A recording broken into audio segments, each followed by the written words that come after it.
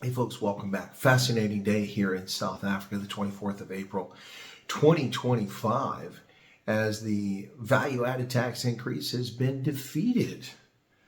So congratulations to all South Africans who will not be forced to pay an additional 0.5% for consumption of goods and services across the board. Not everything, but many things. It's really good news, particularly for the poor and for those who are making it on grant money. It's going to save a little bit of coin. Not a lot, but a little bit. So congratulations. And a big shout out here, a party that many people have been questioning of late, the Democratic Alliance. It appears that their legal action may have been what ultimately led the Finance Minister, Enoch Godongwana, to withdraw the increase, which is what happened in the end. He withdrew it, or at least that's what's being reported in the press. I did catch Federal Chairperson Helen Zille speaking today to the press for the Democratic Alliance, talking about what happened and how his attorneys had contacted the Democratic Alliance's attorneys and said that they were going to withdraw this VAT increase. We've had some intense breaking news this past 24 hours with a big win in our war against the VAT increase. The big win happened when the Minister of Finance's lawyers approached us for an out-of-court settlement. Now that means one thing and one thing only. It means that they think it's best to reach a settlement before they're ordered by the court to, in fact, step back from the unlawful process of increasing VAT from the 1st of May. Now, there's still some way to go. We still have to get the offer from the Minister's lawyers, and we still have to hopefully get an offer by the Speaker of Parliament or have the court declare the decision in Parliament on the fiscal framework invalid. But this is no doubt there has been a major victory in this all-out war that we're fighting on behalf of taxpayers in South Africa. Strangely enough, others have also claimed credit for it. Chief among them is Herman Mashaba's Action SA, which is saying that they're responsible for it, that they had, essentially, my words, not theirs, essentially they had drawn a line in the sand when they agreed to the budget, and the ANC backed down because of that. Is that true? I don't know. Maybe it is. Action SA says it is. And the ANC seems to also be claiming victory here, saying that the decision was taken by their own people, which is true, but only under duress and under pressure. But again, major shout out to the Democratic Alliance. A lot of people have been angry at the Democratic Alliance for its position or non-position on the Basic Education Laws Amendment Act, as well as the so-called 3% black tax, which have been largely silent on. And of course, the expropriation without compensation law, which is now in effect, which is clearly in violation of Section 25 of South Africa's Constitution when it comes to just and appropriate compensation for expropriation, with the nil compensation. And for those trying to confuse us with the word, nil means zero, means nothing. Nix, nada, yet. Nix in the Bahnhof, nothing there. But I did, as I said, listen to Federal Chairperson Helen Zille today, and she laid it out pretty clearly. And from what she said, which I have no reason to doubt, it appears that the actions of the Democratic Alliance on behalf of South Africans is probably what led to this being pulled back. But she did caution, it's not over yet. And I would also offer caution that the tax is still floating out there.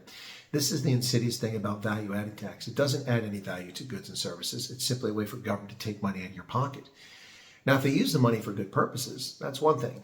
But that isn't always the case, we know that. So, wow, this was high drama with the value-added tax. The strange thing is the finance minister just stating it in his budget speech made it the rule, the law of the land.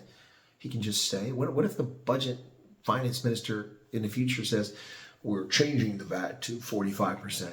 What if someone says that? I mean, you're gonna have to stop it. The argument the Democratic Alliance made was that the position was unconstitutional, the approach was unconstitutional, and it sounds like they were on solid ground here. And in the end, it was withdrawn. But the court didn't make the decision. The finance minister did. So, at a future date, under a future finance minister, could such a thing occur again? I think the DA is trying to get a judgment decision from the court nonetheless to indicate that such things are unconstitutional, which, to a layperson would certainly seem to be the case. How can you have the rule of law when a government minister can simply say something, and by virtue of them saying it, it becomes the law of the land? That's odd, to say the least. But anyway, that's neither here nor there.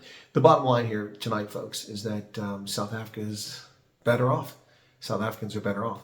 The government will now have to look seriously, and the finance minister, at trimming expenses and trimming the sales, kind of like Doge and Elon Musk are trying to do for the U.S. budget, trim it down for the bloat. Well, there is bloat in our budget in the U.S., and there's certainly bloat in the South African budget that needs to be eliminated. But a big problem is that most of the money goes to social grants and education and healthcare. And how are you going to cut things? I'm sure there are ways to cut it, but they need to be very judicious in how they make the cuts so don't harm the wrong people. The wrong people will be the people who rely on the government because of the stagnant growth of the economy here. People are dependent on South Africa's government for income, which is an unfortunate situation. People should be dependent on income from a private business that they work for or one that they run themselves. And that's where the dependency should be, where they earn a living instead of taxpayer wealth transfer, which is what taxes are. It's wealth transfer from a group of people who've achieved and accomplished to a group of people who are not achieving and not accomplishing. And I'm not rubbishing the people who are receiving grants. There's lots of reasons why people receive grants. What I'm saying is that it's not a path to prosperity. And there you have it, folks. Congratulations, South Africa. Wonderful, good news. And let's hope that more good news comes your way in the future. And to the Democratic Alliance, ladies and gentlemen, well done, DA. Congratulations to you. You deserve the credit on this one. I wish that this sort of energy had been put into the response to Bella and the response to EWC especially. EWC is putting a chilling message to investors, especially foreign direct investment. People who are well informed are not going to want to put their money into a country where a politician at the national, the provincial, or local level can make the argument that you don't have title to that land. It's not yours, and take it away from you with no compensation. Oh, but that'll never happen. Sure. Yes. Didn't President Ramaphosa say that buildings in the central business district of Joburg need to be confiscated? That's a whole other kettle of fish we'll save for another conversation. Again, félicitations, l'Afrique du Sud. Congratulations, South Africa. God bless and have a good night.